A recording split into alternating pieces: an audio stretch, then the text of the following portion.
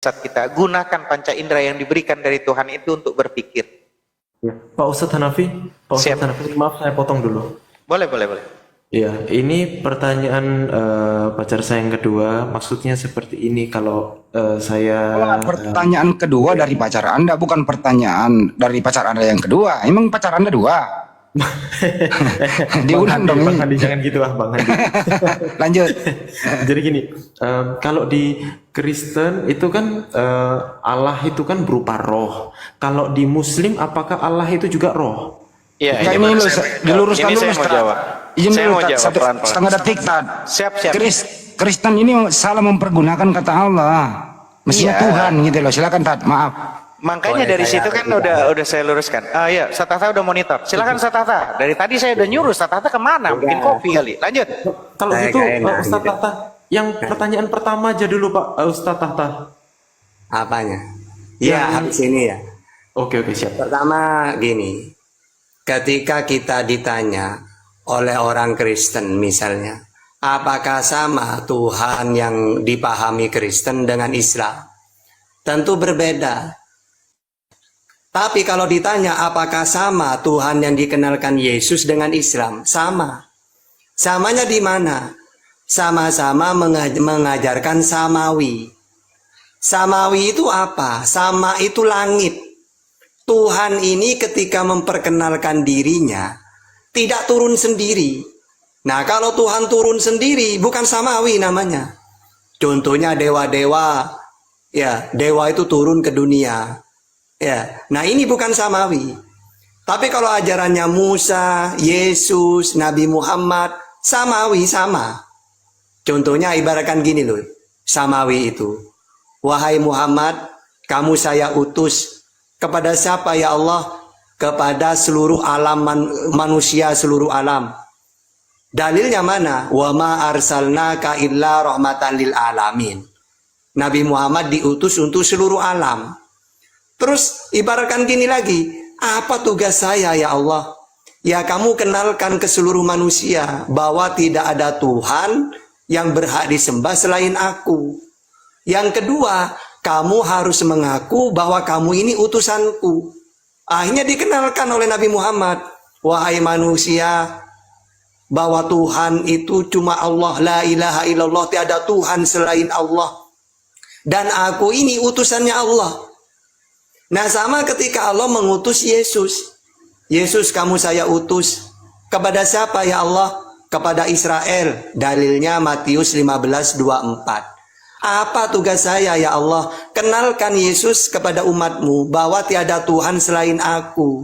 Yang kedua, kamu harus ngaku bahwa kamu utusanku. Akhirnya muncullah Yohanes 17:3. Ya. Nah, inilah hidup yang kekal, mereka mengenal engkau satu-satunya Allah yang benar dan mengenal Yesus sebagai utusan. Makanya sama ketika ditanya, wahai Muhammad, Tuhan itu berapa? Qul huwallahu ahad. Allah itu Esa satu. Yesus, Tuhan itu berapa? Matius 12:32. Hai Israel, Tuhan Allah kita, Tuhan itu Esa. Wahai Nabi Muhammad, seperti apa Tuhan itu? Al-An'am 103. Tidak bisa dilihat. Wahai Yesus, seperti apa Tuhan itu? Yohanes 5:37. Kamu tidak bisa melihatnya, mendengar suaranya pun tidak bisa. Sama. Ada di mana Yesus? Kalau dalam Al-Quran, Ar-Rahmanu alal arsyistawa. Kalau kepada Yesus, oleh Bapakku di Oranos langit. Sama.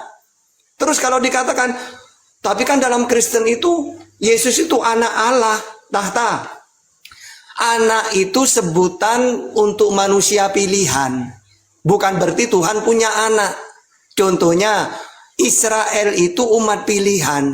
Maka Israel disebut anak Allah. Keluaran 4:22.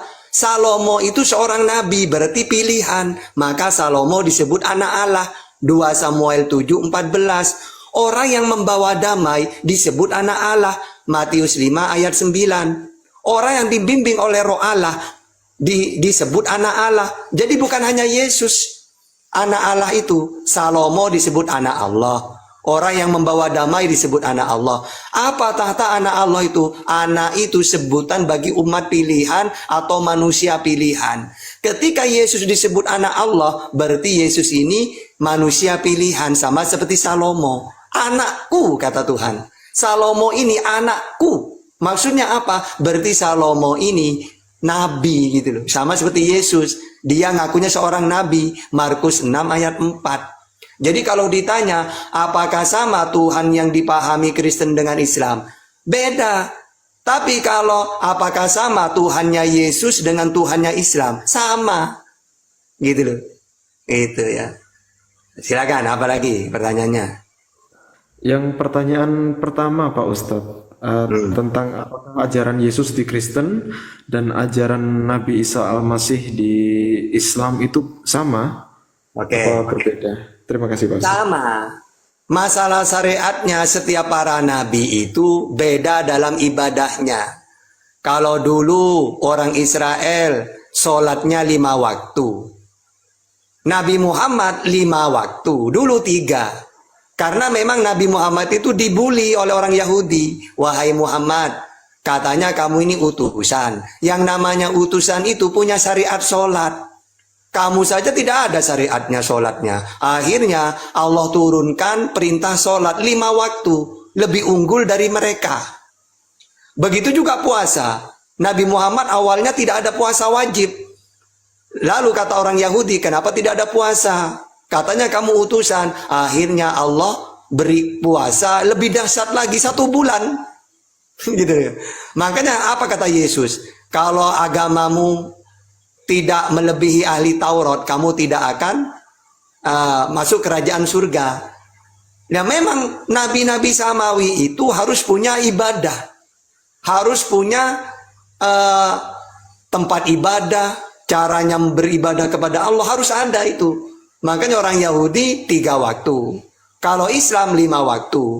Yahudi juga punya puasa, Islam punya puasa. Karena sama-sama ajaran dari Allah. Sama, ajaran inti apa? Tauhid. Apakah sama ajaran Isa dengan Yesus? Sama. Orang sama itu, yaitu tauhid. Makanya hukum yang terutama dalam Islam apa? Mangkana akhirul kalam la ilaha illallah dakhalal jannah. Kalau ajaran inti Yesus, hukum yang terutama sama. Dengarlah hai Israel, Tuhan Allah kita, Tuhan itu Esa. Markus 12:29. Gitu loh, sampai 32 atau Markus 12:32 sama. Jadi kalau ditanya apakah sama Isa dengan Yesus ajarannya? Sama. Apa? Ajaran tauhid, mengesakan Allah, Yesus utusannya Allah.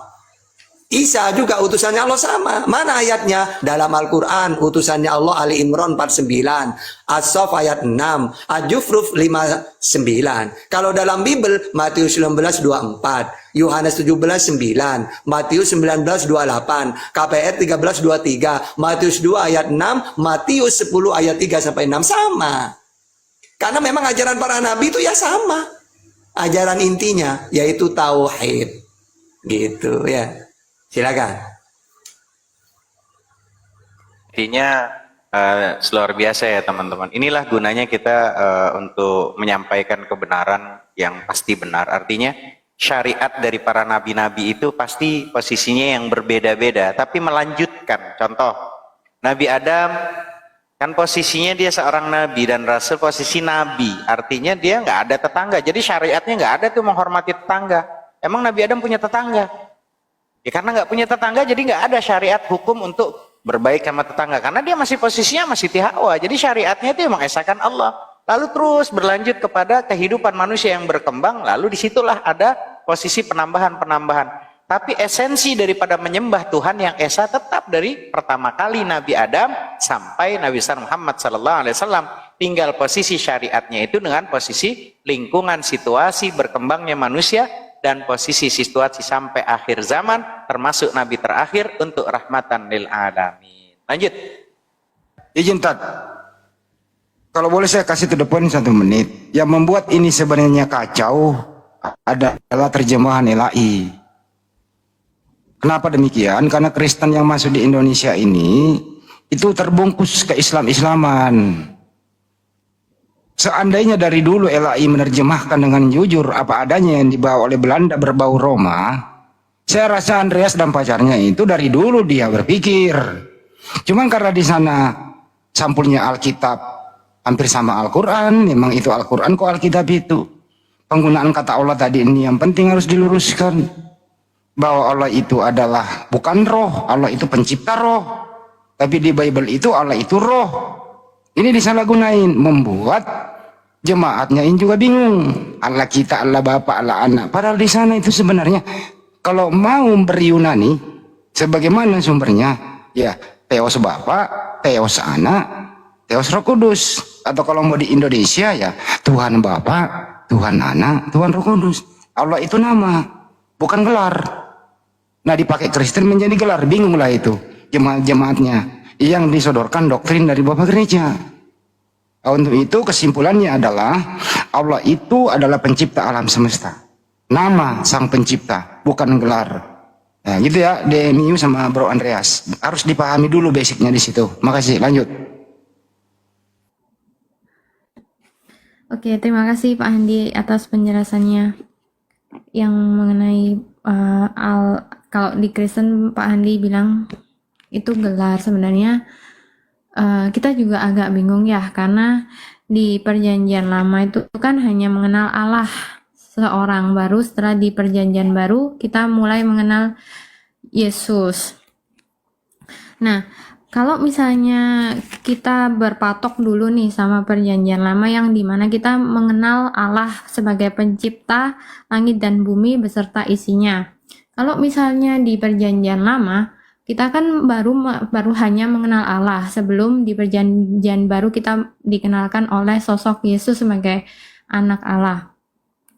Kalau saya boleh tanya, kalau misalnya saya bertanya di Perjanjian Lama di mana kita hanya mengenal Allah sebagai satu-satunya pencipta, di zaman Perjanjian Lama apakah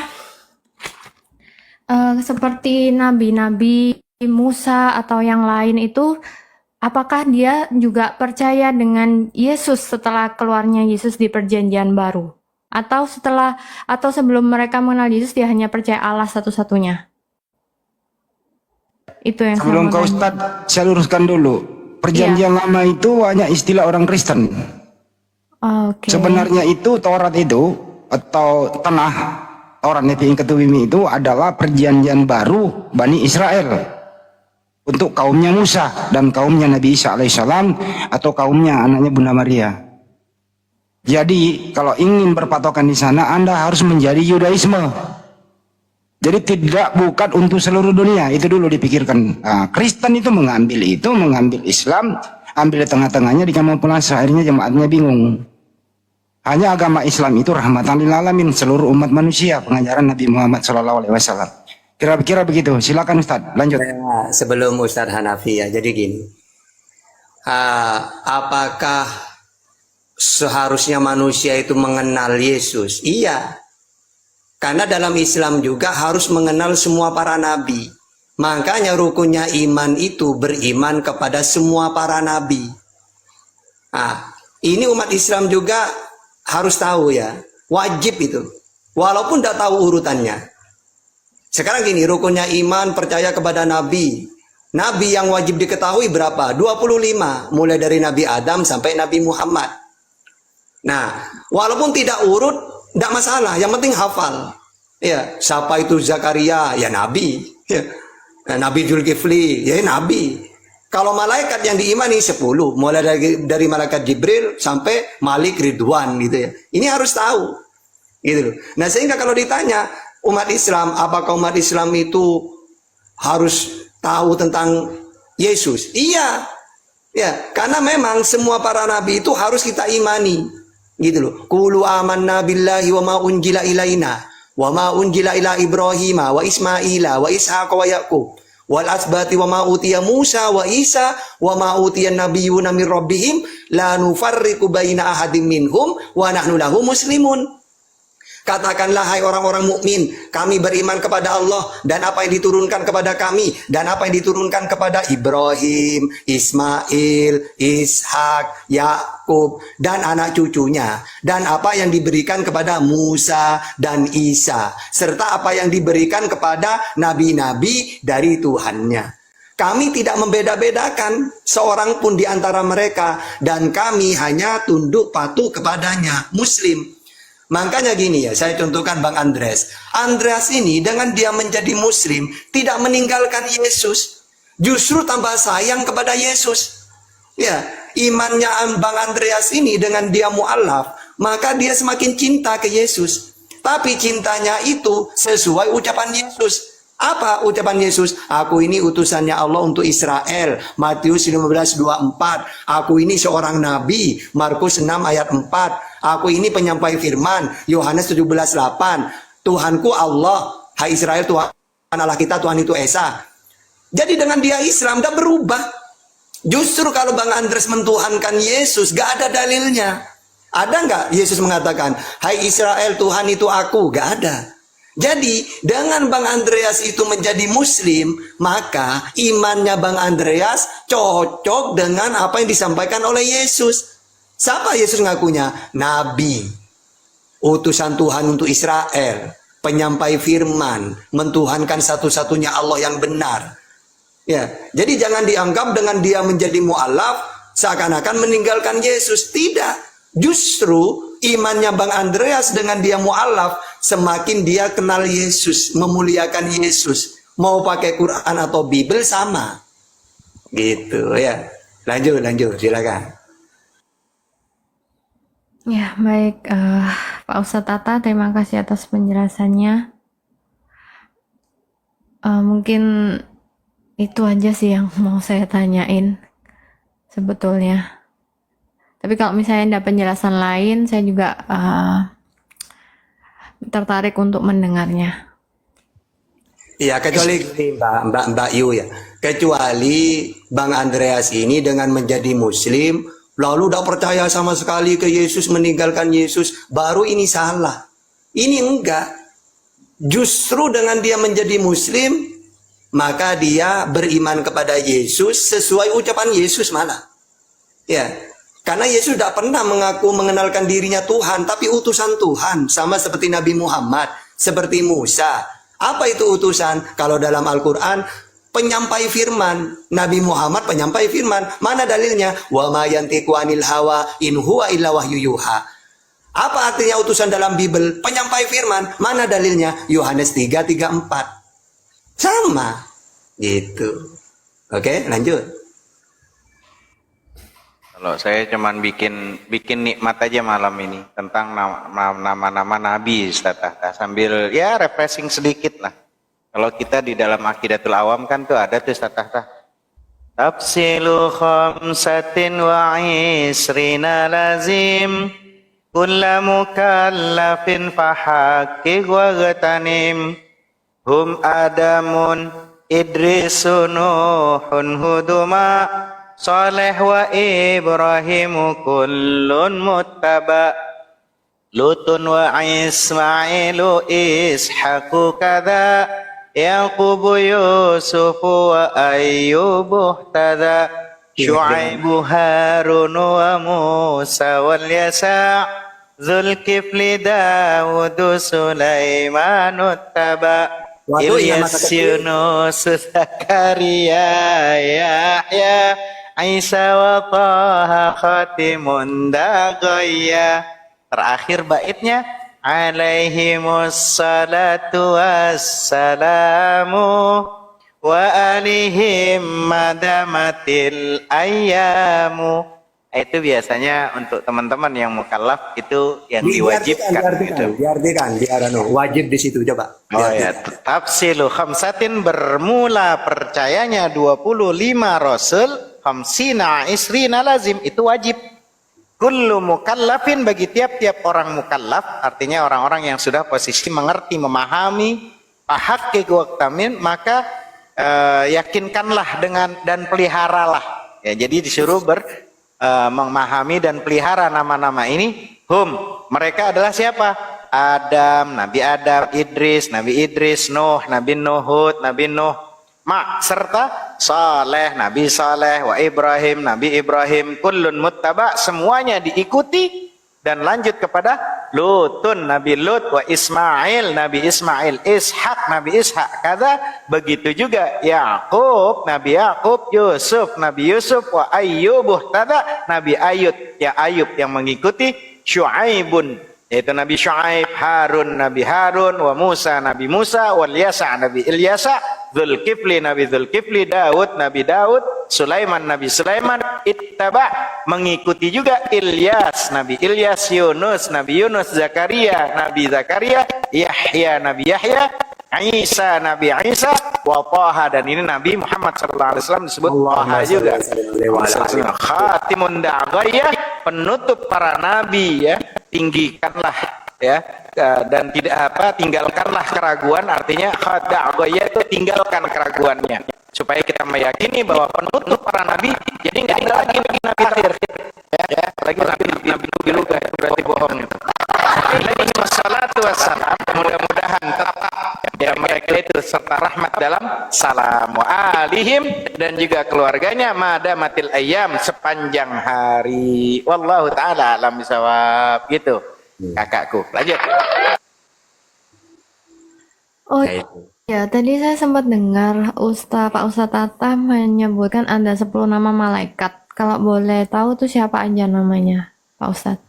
Ya, walaupun misalnya ada orang tidak hafal ya, itu biasanya berpasang-pasangan ya. Malaikat Jibril, Mikail, Israfil, Israel. Nanti kalau pasangannya Mungkar ya Nakir, pasangannya Ridwan ya Malik. Kalau Atid ya Rokib. Maksudnya apa? Pencatat amal baik, buruk, berarti Rokib, Atid. Kalau penjaga surga neraka Ridwan, Malik, kayak gitu. Jadi mudah dihafal karena berpasang-pasangan. Misalnya ada neraka, ada surga. Berarti ada Ridwan, ada Malik. Nanti ada pencatat amal baik, pencatat amal buruk. Berarti Rokib, Atid. Ya kayak gitu. Nah, jadi mudah dihafal kayak gitu. Walaupun dahulu udah apa-apa. Pakai syair lagi nih, pakai syair lagi nggak nih? Ya, pakai nato, ayo. Bismillahirrahmanirrahim. Wal malakul ladzi bila abi wa la akla la syurba wa la nauma lahum, tafsilu ashrin minhum Jibrilu, Mikalu, Israfilu, Izrailu, Munkar nakirun wa raqibun wa kadza, Atidun malikun wa ridwanuh tadza. Jadi di sini dijelaskan tentang mengenai masalah para malaikat yang memiliki konsekuensi, karena malaikat tidak posisi di sini disebutkan wal malakul ladzi bila abi wa bermula malaikat itu ialah makhluk Allah yang tidak berayah dan juga tidak punya ibu. La aklala syurba wala nauma lahum, tidak makan, tidak minum, dan tidak tidur bagi mereka. Tafsilu ashrin minhum Jibril, bermula percayanya 10 daripada mereka. Pertama Jibril.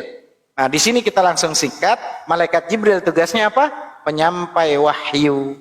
Malaikat Mikail tugasnya apa? Mengurusi atau mengaturi rizki, hujan. Itu malaikat Mikail tuh. Terus malaikat Israfil tugasnya apa? Dia akan nanti yang meniup sangkakala atau trompet pada akhir kiamat. Lalu malaikat Israel tugasnya apa? Mencabut nyawa. Kalau kita sering malaikat Israel disebut malaikat maut. Malaikat mungkar apa? Nah, di situ posisi malaikat mungkar dan nakir tugasnya penanya mayat di saat dia masuk dalam kubur. Malaikat raqib tugasnya apa? Menulis segala kebaikan manusia. Malaikat atid tugasnya apa? Menulis segala amal keburukan manusia. Malaikat malik tugasnya apa? Menjaga neraka. Malaikat ridwan tugasnya apa? Menjaga surga. Wallahu ta'ala a'lamu bissawab. Seperti itu kakakku. Terima kasih Ustaz. Ya. Kembali ke Mio dulu. Masih ada nggak yang mau disampaikan? Ya, begini. Jadi saya tadi itu debat sama ini Mio ini. Saya tanya, kalau memang kamu itu meyakini Kristen adalah jalan keselamatan, coba tunjukkan sih jalan keselamatan versi Kristen itu gimana? Apakah Yesus pernah berbicara kematiannya di atas kayu salib itu mutlak untuk menghapuskan dosa manusia? Dan apakah orang-orang Kristen ini yakin masuk surga? Karena yang saya lihat orang-orang Kristen ini terlalu pede gitu loh. Kayak apa ya? Kayak pemegang kunci surga aja gitu loh. Kayak hidup kayak nggak ada aturan, YOLO. Makan babi, terus boleh ini berzina, terus apalah nggak ada puasanya, kayak nggak ada aturan aja, kayak apa ya, hidup suka-suka gitu loh. Terus mereka kayak gaya-gayaan bakal masuk surga, itu saya nggak paham sih maksudnya gimana itu. Saya bisa jelasin. Jadi gini ya, para nabi itu diajarkan ya dari Allah menebus dosa itu dengan istighfar. Misalnya kita berdosa, ya minta ampun kepada Allah, istighfar namanya. Mana dalilnya? Az-Zumar 53. Kalau kamu berdosa, minta maaflah, istighfar kepada Allah. Karena Allah Maha Penerima Maaf. Innahu huwal ghafurur rahim. Begitu juga Yesus sudah pernah mengatakan menebus dosa dengan darahnya, gak ada. Yesus mengajarkan bertobat. Mana dalilnya? Matius 4 ayat 17. Sejak waktu itulah Yesus memberitakan, bertobatlah, sebab kerajaan surga sudah dekat. Matius 18:3-8. Lalu berkata, aku berkata kepadamu, kata Yesus, sesungguhnya jika kamu tidak bertobat dan menjadi seperti anak kecil ini, kamu tidak akan masuk ke dalam kerajaan surga. Makanya Yesus juga mengajarkan istighfar. Apa istighfar itu? Ampunilah. Ya, minta ampun kepada Allah. Lukas 11 ayat 4. Dan ampunilah dosa kami. Ya, sebab kami pun mengampuni setiap orang yang bersalah kepada kami. Begitu juga perjanjian lama. Keluaran 34 ayat 9. Serta berkata, jika aku telah mendapat kasih karunia di hadapanmu ya Tuhan, berjalanlah kiranya Tuhan di tengah-tengah kami. Sekalipun bangsa ini suatu bangsa yang tegar tengkuk, tetapi ampunilah kesalahan dan dosa kami. Ambillah kami menjadi milikmu. Mazmur 79 ayat 9. Begitu juga istighfar juga di situ. Kenapa ajaran samawi disuruh minta ampun kalau berdosa? Karena Tuhan ini ingin menunjukkan bahwa dirinya Maha Pengampun. Innallaha yaghfiru dzunuba jami'a. Begitu juga dalam Bible 1 Yohanes 1 ayat 9. Bahwa Tuhan itu Maha Pengampun kalau kita bertobat. Jika kita mengaku dosa kita, maka ia adalah setia dan adil. Sehingga ia, yaitu Tuhan, akan mengampuni segala dosa kita dan menyucikan kita dari segala kejahatan. Bilangan 14, 19, 20 sama. Jadi, ajaran samawi itu tidak pernah Tuhan, kalau kamu berdosa tenang, nanti saya turun dengan darahku, gak ada. Buktinya, yang menginginkan Yesus meninggal itu kan orang iblis kan, kalau dalam Bible. Iblislah bapakmu karena kalian ingin membunuhku. Gitu. Jadi ajaran samawi itu kalau ingin menebus dosa, kata Yesus, bertobat.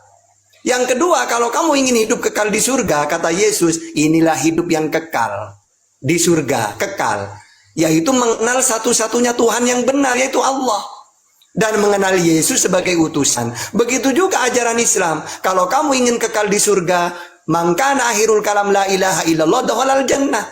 Mentuhankan Allah. Jadi Nabi Muhammad menceritakan keselamatan itu mentuhankan Allah. Yesus mengatakan keselamatan itu mentuhankan hanya kepada Allah. Sama. Ya. Tidak ada. Kalau kamu ingin selamat kekal di surga, tuhankanlah aku. Gak ada ucapan Yesus satu pun seperti itu. Yang ada, saya baca Bible, saya menemukan 3 ayat doang dalam Bible itu.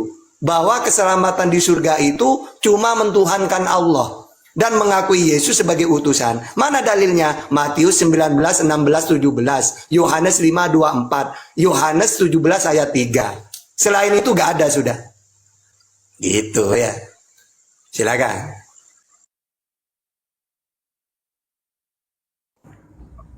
Maaf Pak, Ustaz Ya. Tata bisa ulangin di Yohanes berapa tadi? Yohanes 17:3, Matius 19:16. Oh ya.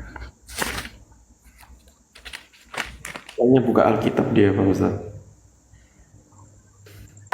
Lagi beda tempat. Ini Andrea sama Lagi beda kamar aja sih sebenarnya. Oh, oke. Ini kalau ingin dibaca ya gini ya. Pertama Yohanes 17:3, inilah hidup yang kekal. Hidup yang kekal itu maksudnya ke surga. Karena nanti hidup yang kekal itu ada dua, ada surga, ada neraka. Kita milih yang mana? Kalau milih ke surga, inilah hidup yang kekal, yaitu bahwa mereka mengenal engkau, di situ Allah, satu-satunya Allah yang benar, dan mengenal Yesus Kristus yang telah engkau utus. Begitu juga Yohanes 5:24, aku berkata kepadamu, sesungguhnya barang siapa mendengarkan perkataanku dan percaya kepada Allah yang mengutus aku, ia mempunyai hidup yang kekal. Ingat di situ percaya kepada Yesus sebagai utusan. Begitu juga Matius 19:16-17, ada seorang datang kepada Yesus dan berkata, Guru, perbuatan baik apakah yang harus kuperbuat untuk memperoleh hidup yang kekal? Jawab Yesus, apakah sebabnya engkau bertanya kepadaku tentang apa yang baik? Hanya satu yang baik. Tetapi jikalau engkau ingin masuk ke dalam hidup, turutilah segala perintah Allah. Apa perintah Allah di situ? Perintah Allah adalah supaya manusia mentuhankan Dia. Hai Israel, Tuhan Allah kita, Tuhan itu Esa. Gitu ya. Dan percaya kepada Yesus, Nabi Muhammad, Musa, utusannya Allah. Gitu. Baik, terima kasih penjelasannya Pak Ustadz. Bang Suma, WhatsApp saya masih berlangsung. Beliau mau kemari Bang Andi. Alhamdulillah. Ya. Terus Mio nunggu apa buat ini buat syahadat nunggu apa? Apa yang masih ini? Masih mau bertanya-tanya. Gini, sebenarnya dia itu udah tahu kalau Kristen itu apa nggak beres gini loh Pak Ustadz. Sudah tahu kan, kita juga sudah sering kasih fakta-fakta tentang kesalahan-kesalahan yang terdapat di LAI. Tapi saya juga bingung apa sih yang menghalangi Mio ini untuk menahan diri gitu loh. Karena Izin dulu Andreas, saya ke Mio dulu bentar ya. Aku baru sehat nih bicara nih. Mbak Mio. Iya. Mio, ya. Basicnya adalah yang penting ini loh, sederhana kalau gua bedakan antara makhluk dan pencipta, bedakan antara Tuhan dan manusia ini dulu. Fokuskan dulu, keluarkan dulu doktrin, baca Bible secara merdeka bahwa semua yang keluar dari rahim seorang ibu, termasuk ibunya, itu adalah makhluk. Anaknya juga makhluk, artinya adalah utusan Tuhan. Yang membedakan kita dengan dia itu dipercaya oleh Tuhan, mengajari Bani Israel, makanya disebut utusan Tuhan. Jadi seorang laki-laki pilihan Tuhan, dia adalah seorang rasul. Itu saja yang membedakan. Dia orang baik, ahlaknya baik, tidak berdosa, dia mulia. Itulah iman Islam. Itu dulu Mbak. Jadi keluarkan dulu doktrin bahwa Yesus itu Tuhan. Sepanjang itu masih ada sulit untuk dikendalikan. Mudah-mudahan paham sampai sini. Silakan dikomentari. Terus gini lagi Mbak, sedikit ya. Andai kan saya menjelaskan cuma pakai Quran, pasti nanti orang Kristen gini, iya itu iman kamu, tata kitab kamu. Saya tidak. Saya pakai Quran dan Bible supaya mereka ini tahu gitu loh. Bahwa dalam Bible juga keterangannya sama seperti dalam Islam tentang ketuhanan gitu loh. Ya, sehingga apa? Hah? Biar dia tanggapi dulu, bisa nggak Mbak Mio bisa membedakan antara manusia dan Tuhan? Iya, saya udah paham itu udah dari lama. Oke. Saya udah saya udah tahu kalau kalau Yesus tuh berdoa kepada Bapa di surga. Siap. Jadi dari dulu saya beranggapan kan saya baru tahu ini ya kalau sebenarnya Yesus tuh bukan Tuhan. Cuman dari dulu pemahaman saya tuh seperti ini. Karena Yesus berdoa kepada Bapa, otomatis Tuhan Allah Bapa ini yang lebih utama di Kristen yang harus kita sembah. Tapi memang di beberapa gereja itu doanya selalu kepada Tuhan Yesus. Itu. Ya. Kalau Anda masih mau, terus Anda sekarang mau di posisi mana? Ajaran Bapak Gereja atau ajaran Yesus? Sekarang gini ya, saya dilema sih. Jadi jujur aja saya sekarang hanya percaya Yesus ya, Yesus sebagai utusan Allah. Saya percaya satu-satunya Allah ya Tuhan Allah. Cuman untuk kembali lagi, saya belum siap untuk berpindah agama. Yang penting Anda udah paham itu ya. Tidak ada pemaksaan, Iya. akan belajar. Itu aja sih. Yang kedua nih. Nah, Anda tahu nggak? Nanti Ustadz jelaskan. Yesua Amasya itu diutus kepada siapa? Mbak tahu diutus kepada siapa? Umat Israel? Ya, bentar. Bukan untuk seluruh dunia. Iya, kalau yang ini saya udah dengar sih penjelasannya dari Andreas. Dan saya udah dengar penjelasannya kalau di Islam Nabi Muhammad diutus oleh Allah sebagai utusan untuk di seluruh dunia. Mantap. Oke, terima kasih Mbak. Sudah terbuka berpikirnya. Ya, semoga dapat hidayah. Itu sih dari saya. Makasih Ustadz. Semuanya lanjut. Oke, nah coba dijabarkan yang belumnya itu kenapanya. Silahkan. Kalau ini sih banyak faktor ya. Benar-benar banyak faktor yang dimana apa ya? Saya dilahirkan, saya dari kecil dilahirkan di keluarga yang benar-benar percaya Kristen. Dulu papa saya sih Katolik, cuman dia nikah sama mama saya, dia berubah ke Kristen. Kalau keluarga yang lain sih ya memang basicnya dari dulu Kristen sama Katolik. Dan bahkan saya pun tuh aktivis di gereja. Saya tuh dulu pelayanan setiap hari Minggu, saya jadi pianis. Jadi untuk gimana ya, karena mungkin dari faktor lingkungan juga, yang dimana semua teman sekolah dari SD sampai SMA itu saya berada di lingkungan Kristen Katolik. Nah, mungkin sebenarnya lebih ke arah lingkungan dan juga dari dalam diri saya yang belum siap. Itu sih alasan utamanya. Dan mungkin saya belum bisa sih jelaskan lebih jelas, cuman karena ini masih di hati saya yang saya belum bisa. Itu dulu sih. Mungkin ya, mungkin waktu yang menjawab, mungkin doa dari Bapak Ustadz dan saudara-saudari yang lain. Itu aja mungkin. Ya suatu saat saya dapat membuka hati saya. Soalnya Saya belum masalahnya matikan gini. komentarnya, teman-teman. Saya belum matikan komentar. Iya. Menunggu Bang Zuma. Mas. Gak usah dimatiin komentarnya, apa sih? Jangan biar. Iya. Jadi gini Jadi- Mbakku, kalau Aku mengenai dulu, Ustadz, masalah dikit, Ustadz. doa, Ustad, ya lanjut. ya, jadi udah ketahuan ininya apa namanya core yang memberatkan itu apa sehingga enak kita ngasih petuahnya gitu. Oke, Ustadz Hanafi lanjut. Ya, kalau mengenai masalah doa, Mbakku, kita semuanya manusia itu pasti berdoa yang terbaik buat siapapun. Cuman yang namanya doa itu kan tergantung kitanya. Sama persis kembali kepada individu kita. Kita mau melebeli apa nih hidup ini, di setiap gerak-gerik kejadian apapun tergantung kita. Karena itulah Tuhan itu tidak akan ngerubah kita kalau kita tidak mau merubahnya. Kan begitu. Artinya, kalaulah cuman masalah doa, itu nggak seperti orang gigit cabai, digigit pedas gitu. Artinya kita udah tahu kebenaran dan sudah tahu ketidakbenaran. Nah, kembali kepada individu ini.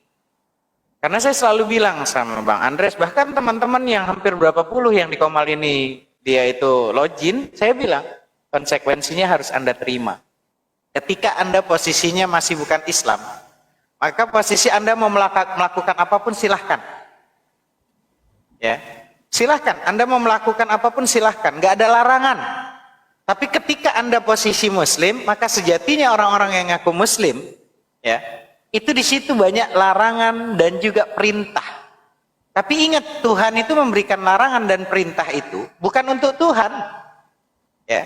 Artinya Tuhan memberikan perintah, tujuan kata Tuhan bukan untukku, tapi untuk kebaikanmu. Pun toh ada larangan pun nggak ngepek, itu karena aku sayang kepada kalian. Ketika kalian itu melakukannya, larangan itu tidak Anda kerjakan, artinya juga berimbas kepada diri Anda. Jadi gitu. Kalau mengenai masalah doa, kita semua berdoa untuk yang terbaik buat siapapun. Nah, itu kembali kepada individu kitanya. Kita mau posisi, maaf, kalau di kanan ada posisi comberan, kita mau melangkah, atau di kiri ada jurang, atau di mana, kita yang melangkahnya itu kita, yang punya kehendak itu kita. Maka tadi saya sudah katakan ke teman-teman, kita tuh memiliki iradah, memiliki kehendak. Nah, kehendak yang diberikan sama Tuhan itu, free will itu kita gunakan kemana? Itulah hebatnya Tuhan itu memberikan kita tadi panca indera, pengetahuan, semuanya, sampai kita dikasih kemampuan. Kamu mau ngapain? Kan gitu. Jadi ketika pun toh nanti dari saking luar biasanya punya teman, punya sahabat, apalagi punya seorang yang kita cintai, dan dia sama-sama, saya katakan, tugas kita hanya menyampaikan, gak pernah memaksa dia untuk mengikuti apa yang kita lakukan. Pun toh dia sudah dikasihkan panca indera untuk berpikir. Tapi kalau ketika kita itu malah posisinya sudah tahu, maka di Muslim tuh ada kalimat kafir kan. Bedanya kalau di posisi di Bible, kafir itu salah diterjemahkannya. Kalau di Islam arti kafir itu kafaro, menutupi. Sudah tahu kebenaran, tapi dia tutupi. Gitu loh. Makanya di Al-Quran dikatakan apa? Innal ladzina kafaru sawa'un 'alaihim a'andzartahum am lam tundirhum la yu'minun. Sama aja kita mau kasih nasihat kayak nggak kita kasih nasihat, kayak kita kasih dalil nggak kita kasih dalil, pakai dalil akal, pakai dalil yang ada di Bible, yang ada di Al-Quran, orang yang kafir itu tidak akan beriman. Kenapa? Karena posisi dia tutupi, sama seperti dia punya ember mau diisi air, tapi tutup embernya nggak dibuka karena masih ditutup, nggak akan bisa keisi. Itu masalahnya. Makanya arti kafir di versi Quran Islam itu menutupi kebenaran. Seperti itu Mbak Gu. Lanjut. Insya Allah Mbak, kita selalu kok berdoa. Semoga saudara-saudara kita kembali ke Islam. Sebenarnya itu Mbak itu waktu lahir itu Muslim, berserah diri. Cuman setelah akil balik, Anda menjadi seperti apa karena pengaruh orang tua dan lingkungan.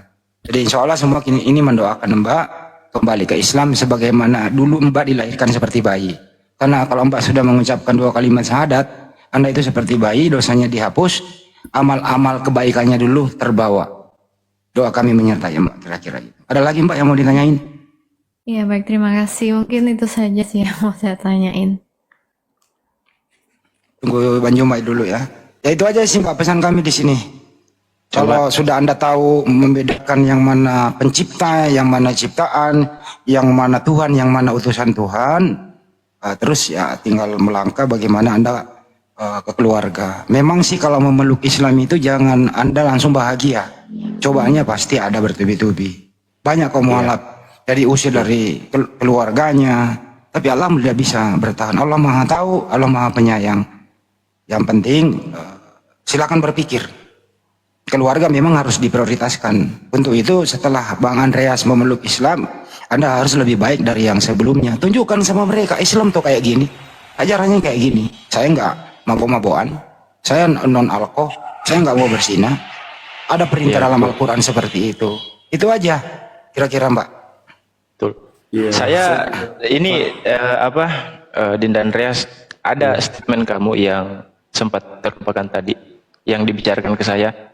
Walaupun kamu ke vihara, walaupun kamu ke sini, kamu cari Allah itu nggak dapat, gitu kan? Yang kamu dapat ini, ya gimana tadi tuh? Ya, jadi gini, ini kan saya cerita sedikit ya Pak Ustadz ya. Siap. Kita di sini kan di rumah suasana lagi agak panas tadi kan. Saya itu tanya sama ini pasangan saya, gimana kamu masih mau ke gereja kah? Dia bilang masih mau karena dia percaya di gereja itu ada Allah Bapa, Allah yang betul. Saya bilang, kamu mau keliling gereja Kristen, gereja Katolik, kamu berharap dengan sungguh-sungguh sampai kamu nangis, sampai kamu muntah, sampai gimana pun, Tuhannya mereka itu Yesus. Kamu mau sampai jungkir balik pun menyembah di sana, itu tujuannya ke Yesus. Sama kayak gini, orang Hindu, ya kan, Sang Hyang Widi, gak mungkin dia berdoa di gereja Kristen dan Katolik untuk berharap bisa bertemu dengan Allah. Ketemu sama Sang Hyang Widi, gitu. Kamu itu harus berdoa di tempat yang betul untuk didengar dengan Allah yang betul, kayak gitu. Kalau kamu berdoa di tempat-tempat yang tidak betul, ya sudah, yang kamu dapat hanya hal-hal yang tidak betul. Betul kan, seperti itu. Nggak mungkin kan orang-orang Buddha berdoa di gereja untuk ketemu sama Tuhannya mereka, gitu. yang saya jelaskan. Dan sebenarnya Iya. begini loh, saya itu memeluk Islam itu karena saya betul-betul mencintai pasangan saya sebenarnya. Saya mau bertemu dia nanti di akhirat lagi nanti suatu saat. Karena saya yakin dan percaya Kristen itu dan Katolik itu cintanya hanya sebatas cinta dunia. Saya sudah berulang kali berkata sama Miu ini, sayang, saya itu ingin mencintaimu dari hidup sampai mati saya, sampai selama-lamanya. Makanya saya ingin mengenalkan surga yang betul kepada kamu. Seperti itu. Iya, Insya Allah. betul apa yang dikatakan tadi sama Dinda Andreas, Kak Miu. Saya cuma ngasih cerita sedikit analogi ya. Dimana Kakak Miu ini sekarang lagi posisinya ada di depan rumah, ya kan, lagi ada di depan rumah. Nah, Kak Miu ini lagi kehilangan kunci rumah, ya kan, lagi kehilangan kunci rumah. Dimana Kak Miu ini sudah muter, udah berjam-jam nyari kunci rumahnya, kan, nyari kunci rumahnya, pusing, gitu. Nah, tidak lama kemudian ada warga yang bertanya sama Kakak Miu, Bos. ya, Langsung Iya. ke dulu poinnya masalah gereja tadi itu loh. iya, ini saya analogikan dulu Bang Andi supaya Dek Miu ini paham. Jadi pada saat Dek Miu ini pusing lagi mencari kunci, tiba-tiba si tetangga ini bertanya, ya kan, kenapa kamu lagi kebingungan? Kamu cari apa? Oh, saya cari kunci rumah saya, gitu kan, lagi cari kunci rumah saya. Memang di mana hilang? Oh, hilangnya di sana, gitu. Nah, tetangga bertanya, oh kamu cari di sini? Ya, karena di sini terang, di sana gelap, gitu. Nah, jadi maksud cerita saya tadi, di mana Dek Miu ini lagi mencari Tuhan yang benar, tetapi di tempat yang tidak tepat. Paham maksud saya, Kak Miu? Saya Mencari jelaskan. Tuhan yang benar, tetapi di tempat yang tidak tepat. Itu maksud saya tadi. Ya, saya jelasin aja dulu. Iya, Begini ya, apa yang dikatakan Bang Andreas itu benar. Bahwa tempat ibadah, tempat berdoa yang benar itu yang ditentukan oleh Tuhan. Tidak boleh ngarang-ngarang sendiri. Contohnya ketika Tuhan mengutus Nabi Israel seperti Musa, Salomo, maka Tuhan menentukan ibadah itu bait Allah. Mazmur 5 ayat 8, Mazmur 138 ayat 2. Kalau kamu beribadah sujud kepada Allah menghadap ke bait Allah, Baitullah. Maka ketika Allah mengutus Nabi Muhammad, ibadah yang benar ya Baitullah, menghadap ke Baitullah, yaitu Ka'bah. Apa bedanya Ka'bah dengan bait Allah yang di Israel? Sama-sama kiblat yang ditentukan oleh Allah. Hanya saja kalau orang Israel yang Allah menentukan melalui Salomo, ya.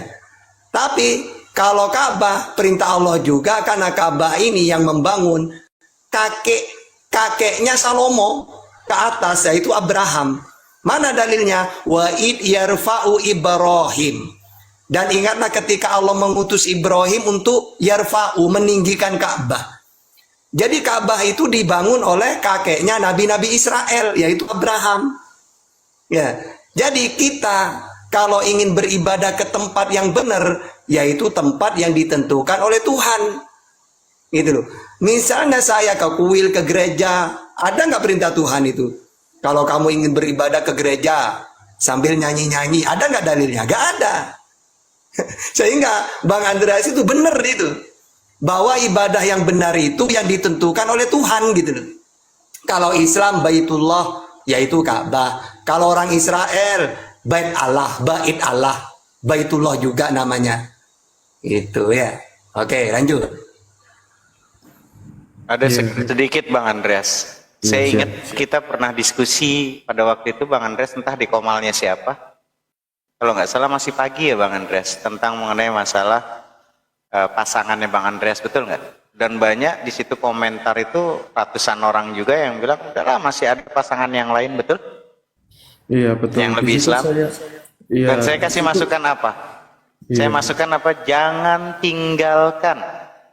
Kalau kau memang benar-benar mencintainya, maka saya Muhammad Hanafi yang kalau kau ingin anggap sebagai gurumu, jangan kau pernah tinggalkan dia.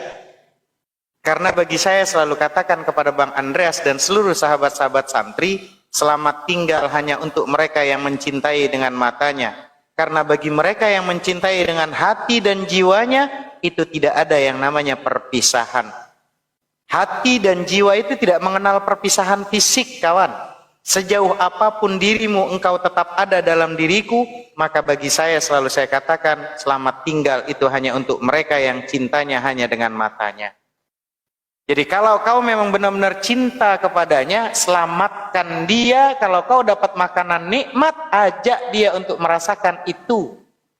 Dan itu yang saya selalu gaung-gaungkan sama Bang Andreas. Kita laki-laki kalau ngikutin nafsu, maaf, kau hari ini mengatakan kepada laki-laki muslim, mau cari yang model apa Bang Andreas? Detik ini pun banyak yang ngantri di belakang Bang Andreas. Betul Bang Andreas? Tapi saya katakan apa? Jangan. Itu saran saya.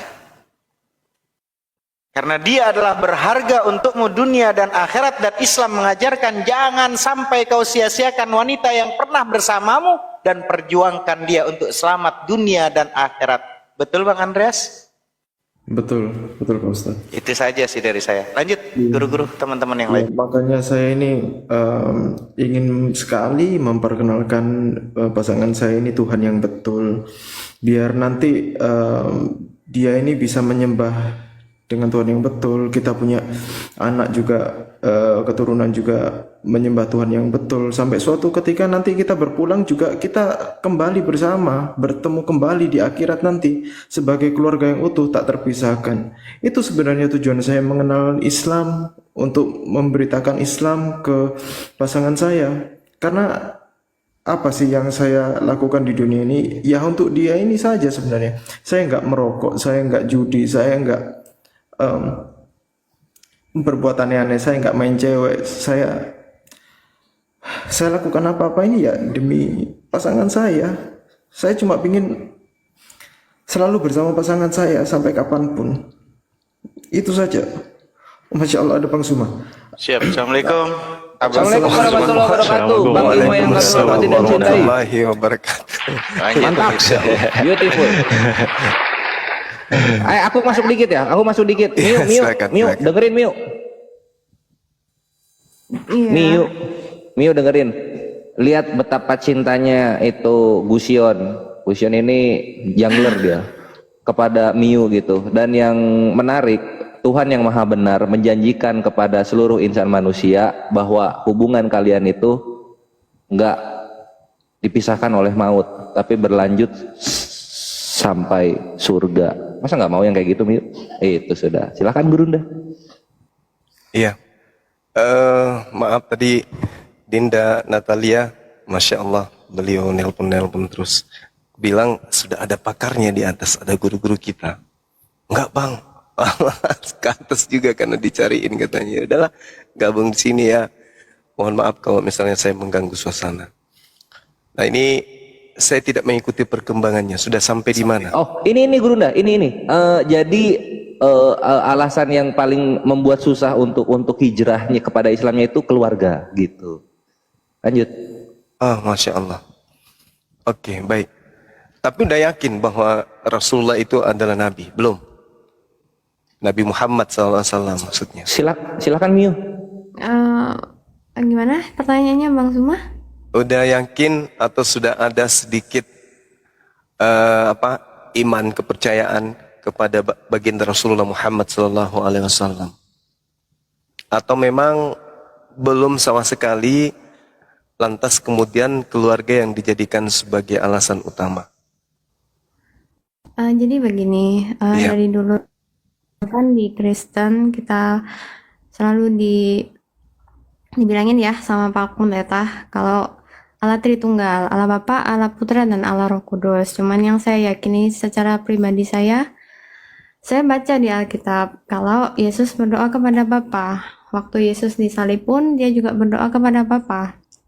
Jadi saya pribadi percaya, dari dulu saya percaya kalau Allah Bapa itu sebenarnya lebih berkuasa jauh daripada Yesus. Iya. Gitu. Dan baru saya tahu kan, ya mungkin sekitar seminggu 2 minggu ya, kalau misalnya yang di Alkitab itu sebenarnya bukan Tuhan Yesus, tapi Tuhan Yesus. Iya. Nah, Oke. ya, Oke. Jadi pada intinya kemudian kalau sudah ada konsep Tuhan Yesus di kepala, berarti saudara-saudara yang lain yang masih melebur kepercayaannya bahwa Yesus itu Tuhan, artinya kan mereka sudah pada posisi yang salah. Gitu ya? iya, Oke. Nah, kalau meyakini bahwa yang Tuhan itu adalah yang mereka sebut Bapa, apa cerita Bapa atau apa firman Bapa atau apa perkataan-perkataan nabi orang-orang Yahudi ketika bercerita tentang Yesus? Yesus ini adalah seorang nabi yang diutus oleh Bapa untuk menceritakan kepada Bani Israel tentang datangnya nabi penutup. Berarti kalau adik percaya kepada sang Bapa, kudu wajib membuka hati terkait dengan ucapan-ucapan dalam perjanjian lama atau perjanjian baru tentang ucapan Yesus akan datangnya seorang penolong lain.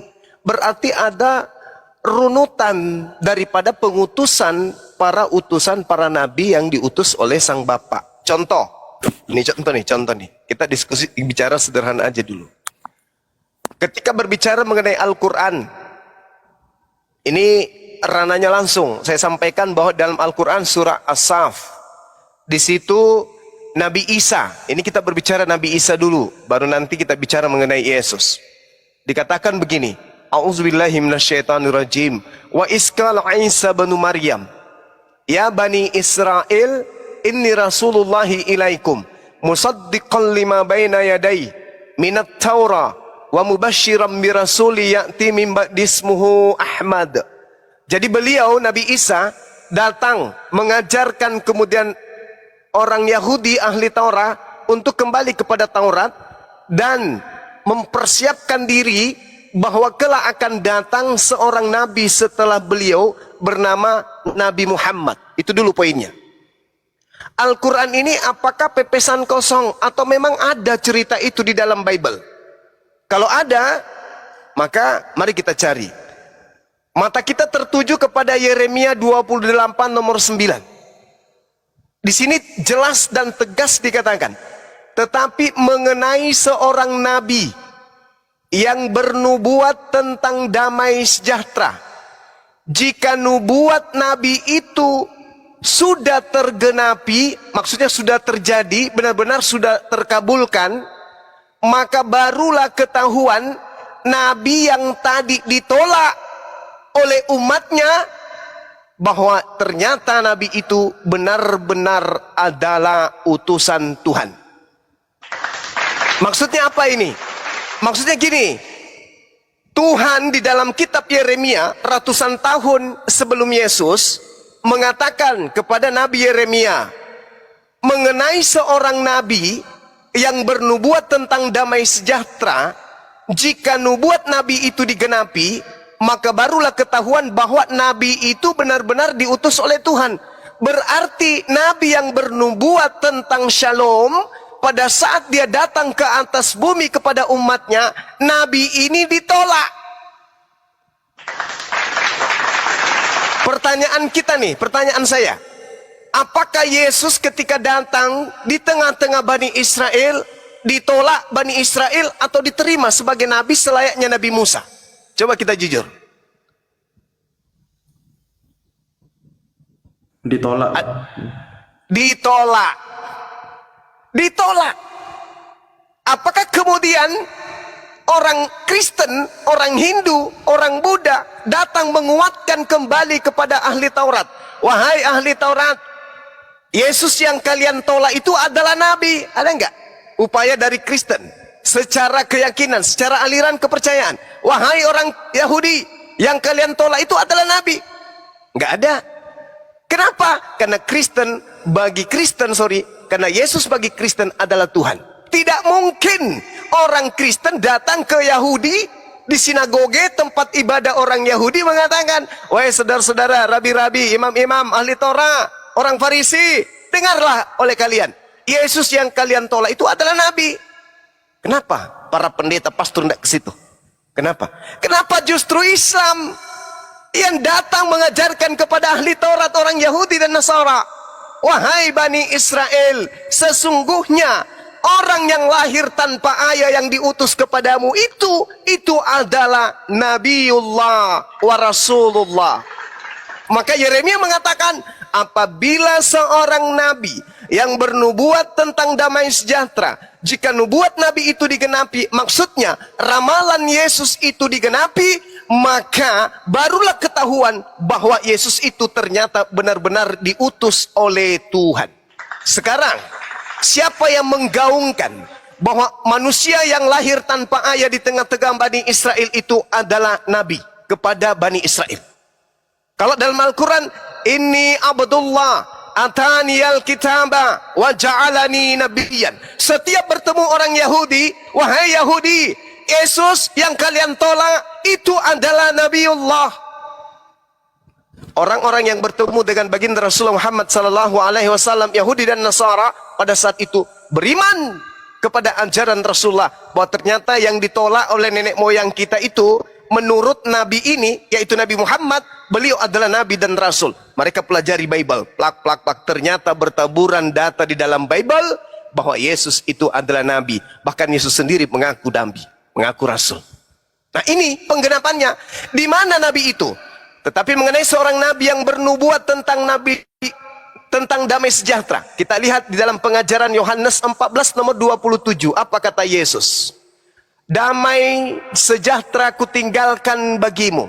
Dalam bahasa Yunani, Irana. Dalam bahasa Ibrani, Shalom. Dalam bahasa Arab, Salam atau Islam. Itu jelas itu. Islam kutinggalkan bagimu. Damai sejahteraku kuberikan kepadamu. Apa yang kuberikan tidak diberikan oleh dunia kepadamu. Jangan gelisah dan jangan gentar hatimu. Ini ucapan Yesus kepada Bani Israel. Maka ketika Al-Quran datang, seruannya kemudian, ya Bani Israel, qad ja'akum rasuluna yubayyinu lakum. Wahai Bani Israel, telah datang Rasul kami kepadamu, mengajarkan Al-Quran, mengajarkan Islam. Barang siapa di antara kalian yang ingin menuju kepada keselamatan, maka ikutlah kepada Al-Quranul Karim. Apa yang terjadi? Orang-orang Yahudi, ahli kitab, orang Nasrani, yang mengikuti ajaran Nabi Muhammad SAW, percaya dengan sepenuh hati bahwa Nabi, bahwa manusia yang datang di tengah-tengah Bani Israel itu adalah benar-benar utusan Tuhan. Coba Anda baca baca Talmud. Di situ oknum ini disebut binatang, orang yang tidak layak disebut manusia, hasil zina, direbus dalam neraka, dalam tinja yang mendidih, bla bla bla dan seterusnya. Ditolak. Tapi begitu Nabi yang dinubuatkannya itu datang, maka barulah mereka tersadarkan, ternyata beliau benar-benar adalah Nabi. Tapi karena tegar tengkuk, tetap saja Yesus itu ditolak. Jadi kalau saudara saya ini, saudari saya, adik saya ini sudah mengatakan Yesus itu adalah Tuhan, berarti sudah membenarkan ajaran Islam. Nah sekarang permasalahannya, Nabi yang dinubuatkan Yesus itu, yang mengajarkan damai sejahtera itu dia minta di dalam Yohanes 14 nomor 16. Aku akan minta kepada Bapa agar Bapa mendatangkan seorang penolong lain, supaya penolong ini menyertai kamu selama-lamanya. Ini, aku akan minta, berarti Tuhan Yesus minta kepada Sang Tuhan untuk supaya diutus seorang penolong lain setelah beliau. Kalau Paulus, nggak mungkin. Paulus mengajarkan Yesus Tuhan. Yang lain Lukas, Markus nggak mungkin, karena mereka mengajarkan Yesus Tuhan. Berarti siapa yang mengajarkan kemudian menyembah kepada Tuhannya orang Yahudi? Baginda Rasulullah Muhammad SAW. Nah, coba direnungkan. Kalau perintah Bapa yang datang di dalam Bible pun ditolak, ajaran Yesus pun ditolak, lalu ada ini hendak kemana? Di Kristen, Yesus Tuhan. Sementara bagi Yesus, dia bukan Tuhan. Siapa Yesus menurut Yesus? Aku adalah anak manusia. Bahkan ketika ditanya, siapakah aku ini menurutmu? Engkau adalah Mesias. Bukan manusia yang mengajarkanmu, tetapi Bapa yang mengajarkanmu bahwa aku adalah anak manusia. Jadi jelas itu. Siapa Yesus menurut Yesus? Hanya ada di dalam Islam. Yesus menurut Islam yang adalah nabi atau rasul yang lahir tanpa ayah itu adalah sosok nabi utusan Tuhan spesial untuk Bani Israel. Sedangkan adik saya ini bukan Bani Israel. Atau begini, ada penolakan barangkali. Kalau dikatakan bahwa Yohanes 14 ini Yesus minta seorang penolong lain bukan Nabi Muhammad, mungkin adik saya pernah mendengarkan dari pendeta, siapa penolong lain tersebut kalau bukan Nabi Muhammad? Silakan, mari kita sharing. Silakan. Ya, terima kasih Bang Huma.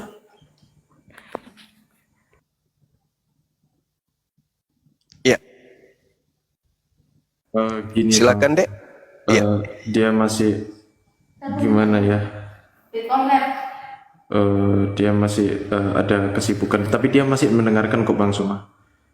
Dia masih belum bisa jawab, dia lagi sikat gigi. Oke, baik. Baik. Itu yang pertama. Kemudian yang kedua.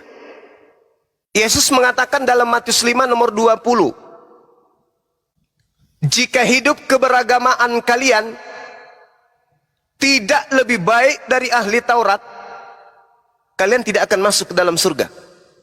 Di mana itu tertulis? Matius 5 nomor 20.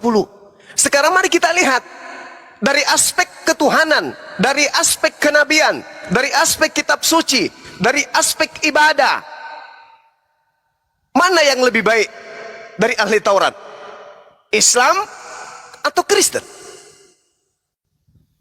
Itu dulu. Percayalah kepada ucapan Yesus bahwa jika hidup keagamaanmu tidak lebih baik dari ahli Taurat, kamu tidak akan pernah masuk ke dalam surga.